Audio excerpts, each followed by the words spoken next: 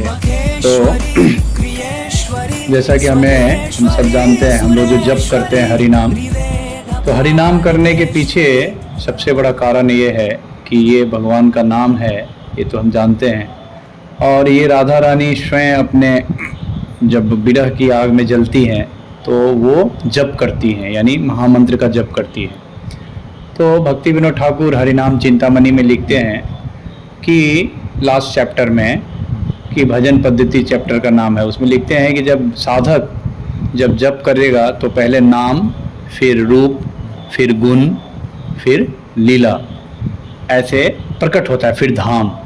तो step by step ये प्रकट होगा, यानी इससे इसके बारे में अवेयर होगा आदमी, जानकारी होगा, इसमें इंटरेस्ट लेना शुरू करेगा साधक।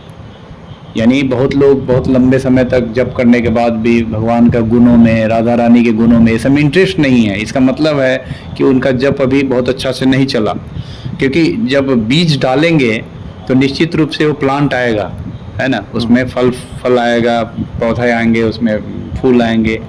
तो ये जो कॉन्सेप्ट है कि राधा रानी के 25 गुण है अभी जो हम बताएंगे, उसमें ये है कि हम जैसे जैसे भजन भक्ति में आगे करते बढ़ेंगे तो धीरे धीरे इस गुण को हम उसमें समानता होगा साधक के साधक में। क्योंकि कहीं भी हमारी एंट्री होती है, क्योंकि हमें राधा रानी के पास जाना है, उनके फैमिली में जाना है, तो उनके गुण जो है उस गुण से हमारा मैचिंग होना चाहिए। ये रूप गोस्वामी एक सिद्धांत बताते हैं उज्जवल नीलमणि में, एक चैप्टर का नाम है द ग्रुप करके। उस ग्रुप में शामिल होने के लिए क्या क्राइटेरिया होता है, एक चैप्टर है इसमें। तो उसमें ये बताते हैं कि सम जातीय, भौतिक जगत में भी हम देखते हैं कि जो समान गुण वाले होते हैं वही एक पर्टिकुलर दल में आते हैं, बिना गुण का कोई दल नहीं लेगा आपको। जैसे आपको बीजेपी में जाना है तो बीजेपी का गुण, उसका मैनिफेस्टो आप में होना चाहिए। तो उसी तरह जब हम जप करते हैं तो धीरे धीरे राधा रानी के पास हमें जाना है, तो राधा रानी के इन 25 गुणों में हमारे में भी कोई ना कोई गुण है, एक है, 2 है, 3 हो सकता है, ठीक है। तो ये जो गुण सब है, ये जो गुण है, ये पहले हमें ये समझना है कि हम में क्या गुण है। पहले तो 25 गुण को समझ लीजिए, उसके बाद आप ये समझो कि इसमें हम में कौन सा गुण है। ये जप करने के बाद आपको धीरे धीरे मेडिटेशन करना है। तो राधा रानी के 25 गुण है, उसमें पहला गुण है, वो बहुत मधुर है, अर्थात वे देखने में परम सुंदरी हैं, है ना, ये पहला गुण है उनका।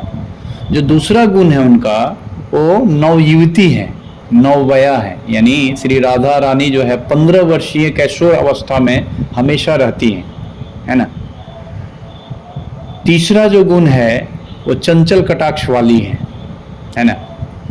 चौथा गुण है वो उज्जवल मृदु मधुर हास्यकारिणी है, यानी उनकी जो मुस्कुराहट होता है, हमेशा स्मित मुस्कुराहट देती है। मुस्कुराहट भी कई प्रकार के होते हैं हास्य रस में, तो ये स्मित है। स्मित मतलब होता है कि मधुर, मतलब मधुर मुस्कान देती है हमेशा। पांचवा है सुंदर सौभाग्य को सूचित करने वाली रेखाओं से युक्त है। राधा रानी के बारे में हम फिर अगले क्लासेज में अध्ययन करेंगे कि राधा रानी के जो दोनों पैर हैं और दोनों हाथ है कर कमल, इनमें बहुत सारे चिन्ह सब हैं। तो वो सब हम अलग अलग क्लासेज में वर्णन करेंगे कि राधा रानी का जो चिन्ह सब है, तो ऐसे उसमें बहुत सारी शुभ रेखाएं सब है, यानी जो ऑस्पिशियस लाइन है वो सब है। तो वो राधा रानी के सभी अंगों में है, चारों, माने दोनों हाथ में और दोनों पैर में। फिर राधा रानी का जो छठा गुण है वो अपनी अंग गंध से श्री कृष्ण को भी उन्मत्त करने वाली हैं, यानी अपने उनके जितने भी अंग हैं उन सभी अंगों से अलग अलग फूलों की खुशबू निकलती है, ऐसा वर्णन किया है कृष्णदास कविराज गोस्वामी ने अष्टकाली लीला में। तो ये सब जो है एक बार काफ़ी गहरा है, जितनी भी सृष्टि में जो भी सुगंध है वो सब राधा रानी के इसी अंग गंध से ही निकला हुआ है। जितने भी फूल हम देखते हैं संसार में वो सब यहीं से निकला है, ये सब ओरिजिन है। फिर जो राधा रानी का 7वां गुण है वो संगीत विद्या में पारंगत है वो, ठीक है ना, संगीत विद्या में पारंगत है। यानी संगीत की सारी जो राग रागनियाँ हैं उनको वो जानती हैं, इसीलिए उनका दूसरा नाम एक गंधर्विका भी है ना। जो भक्ति सिद्धांत सूरी ठाकुर महाराज उनकी आराधना करते थे, गंधर्विका गिरिधारी। गंधर्विका मतलब होता है संगीत में पारंगत। आठवां जो राधा रानी का गुण है वो रम्य वाक्य है, अर्थात मृदु भाष्य बोलने वाली हैं, यानी बहुत ही इंचेंटिंग वे में बोलती हैं, जो किसी को भी अट्रैक्ट कर लेगा, है ना। जैसे मटेरियल वर्ल्ड में हम देखते हैं, भौतिक संसार में किसी के पास अगर ये गुण है तो हजारों लाखों करोड़ों के संख्या में लोगों को अट्रैक्ट कर लेता है। इसको बोलते हैं इंचेंटिंग, मैंने वाणी में इंचेंट कर लेना, यानी उसको सम्मोहन कर लेना। तो ये राधा रानी का एक गुण है। नौवां जो गुण है वह है नर्म पंडिता, अर्थात परिहास करने में पटु है ना। ये मतलब ये हंसी मजाक करती हैं, यानी जोकिंग वे में सबको हल्का कर देती है ना। बहुत एक्सपर्ट है इसमें। 10वां गुण है वह है विनीता, यानी बहुत ही हम्बल है राधा रानी। हाँ, विनीता है ना। ये अलग अलग सखियों का भी अलग अलग इसमें से गुण निकला है, वो हम बाद में चर्चा करेंगे, अभी हम डिटेल में नहीं जाएंगे। तो ये 10वां गुण है। फिर 11वां जो गुण है राधा रानी का वो है करुणापूर्ण है, वो परम दयालु हैं, है ना। वो काफ़ी कंपैशन है, जो इसीलिए हम राधा रानी की आराधना करते हैं, है ना, कि करुणामयी है ना। उनके प्रणाम मंत्र में भी हम देखते हैं करुणापूर्ण है ना राधा रानी। फिर जो है राधा रानी का 12वां गुण है वो है विदिग्धा है, अर्थात रस विषय में अत्यंत चतुर है। वो हर चीज़ में वो रस निकाल लेती हैं, है ना। यानी कहीं भी किसी भी परिस्थिति में वो रस निकाल लेगी वो, है ना। ये गुण होता है। 13वां गुण है राधा रानी का, वो सब कार्यों में चतुरा युक्ति है, यानी एक्सपर्ट है। इनको ये बोला जाता है एक्सपर्ट, हर कार्य को करने में बहुत चतुर है ना। फिर जो है 14वां गुण है राधा रानी का, वह लज्जाशील है, वो है ना, लज्जाशील है। और 15वां गुण है राधा रानी का, वह है सुमर्यादा, अर्थात साधु मार्ग पर अटल रहने वाली हैं।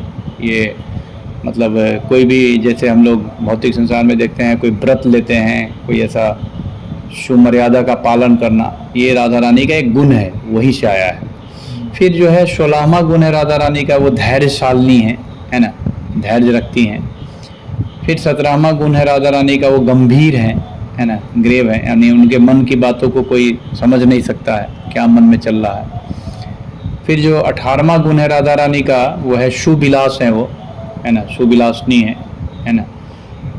19वां गुण है उनका महाभाव के परमोत्कर्ष को प्रकट करने में परम व्यग्र रहती हैं, है ना, ये 19वां गुण है। 20वां गुण है गोकुल प्रेम बसती, अर्थात उनको देखते ही गोकुल वासियों को प्रेम उमड़ पड़ता है। यानी ब्रज के लोग जैसे ही राधा रानी का नाम सुनता है या उनके बारे में जैसे ही आप बताओगे तो उनके हृदय के अंदर एक प्रेम का वाइब्रेशन आता है, जो कि आज भी दिखाई देता है। आज भी हम ब्रज में आते हैं तो जैसे ही राधे राधे बोलते हैं तो सबके अंदर एक एक्सटेसी आता है ना। ये गुण है राधा रानी का। फिर जो है 21वां गुण है, वो अखिल ब्रह्मांड में उनकी कीर्ति है, यानी जितनी भी सृष्टि हैं सारे ब्रह्मांड में राधा रानी की सबसे ज़्यादा यश है ना, यशस्वी हैं। फिर 22वां गुण है राधा रानी का, वो गुरुजनों की स्नेह पात्री हैं, यानी गुरुजन होते हैं मतलब जो बड़े हैं, बड़े बुजुर्ग जो होते हैं उनकी वो राधा रानी क्या करती हैं, स्पेशल अफेक्शन लेती है, यानी उनका स्पेशल केयर भी करती है। जैसे होता है ना बड़े बुजुर्गों का केयर करना, ये गुण है राधा रानी का, है ना। भौतिक जगत में भी जो बड़े बुजुर्गों की सेवा करते हैं ना तो उनको लोग रेस्पेक्ट देते हैं, आदर करते हैं। ये राधा रानी का एक गुण है, बड़े बुजुर्गों की सेवा करना, ये गुरुजनों की स्नेह पात्री है। तो ये हो गया। फिर 23वां गुण है राधा रानी का, वो सखियों के प्रणय के अधीन रहती हैं। इसका क्या मतलब होता है कि भौतिक जगत में हम जब हमसे कोई जूनियर होता है तो उसको हम एक्सप्लॉइट करते हैं, लेकिन जो आध्यात्मिक जगत का देखिए कितना सुंदर व्यवस्था है कि राधा रानी उन्हीं के अधीन हो जाती हैं, यानी अपने जूनियर के अधीन हो जाना। आप समझ रहे हैं, जैसे मान लो हम कुर्सी पे बैठे हुए हैं, मेरा जूनियर कोई आया तो अपना कुर्सी छोड़ के हम उसको दे रहे हैं बैठने के लिए, इसको बोलते हैं उनके प्रणय के अधीन होना, है ना। ये है राधा रानी में गुण, आप समझ रहे हैं, एक एक गुण ऐसा गुण है ना। और 24वां गुण है राधा रानी का, वो है श्री कृष्ण के समस्त सखियों में प्रधान है, वो चीफ गोपी है पूरे ब्रज की, यानी जितनी भी गोपियां हैं, करोड़ों करोड़ गोपियां हैं, उस सबों में सबसे नंबर 1 जो है राधा रानी है, उनको बोला गया है। वो श्री कृष्ण की जितनी भी प्रेयसी है, बिलॉव्ड है, उस सब में चीफ है ना, उसी राधा में एक गुण है अभी। फिर जो है लास्ट है वो अंतिम गुण है जो कि सभी गुणों का राजा है, यानी अभी तक जो 24 गुण पढ़े हैं वो सबों में वो सबसे महत्वपूर्ण गुण है वो है भगवान कृष्ण उनके अधीन हो रहते हैं, यानी कंट्रोलेड बाय राधा रानी, है ना, राधा रानी उनको कंट्रोल कर लेती है, वो उनके सदा अधीन रहते हैं। ये जो है राधा रानी के 25 गुण हैं, जिस गुणों के आधार पे हम सबों का आध्यात्मिक जगत में प्रवेश होगा, क्योंकि हम सब राधा रानी से ही निकले हुए हैं। तो ये जो गुण सब है, ये गुण कहीं ना कहीं हम सभी जीवात्माओं में इन्नेट फॉर्म में, मतलब कि क्या बोलते हैं उसको, वो डोर्मिनेंट स्टेज में पड़ा हुआ है, ठीक है। लेकिन जब भक्ति करेंगे, जैसे जैसे हम भक्ति करते जाएंगे, तो अभी हम लोग पढ़े कि साधक सिद्ध रूपेण, है ना, जो एक रूप गोस्वामी एक श्लोक बताते हैं कि साधना जो स्टेज में वही चीज़ प्रकट होगा जो सिद्ध रूप में है हमारे पास। यानी इसको बहुत अच्छा एग्जाम्पल दिया गया है कि पका हुआ आम माने और कच्चा आम। तो कच्चा आम और पका हुआ आम में कोई अंतर नहीं होता है, केमिकल कंपोजिशन सेम ही है, खाली वो अंतर क्या है कि वो पक जाएगा तो आम होगा। ऐसा नहीं है कि आम इमली हो जाएगा, ठीक है, या आम जो है कटहल हो जाएगा, आम ही रहेगा।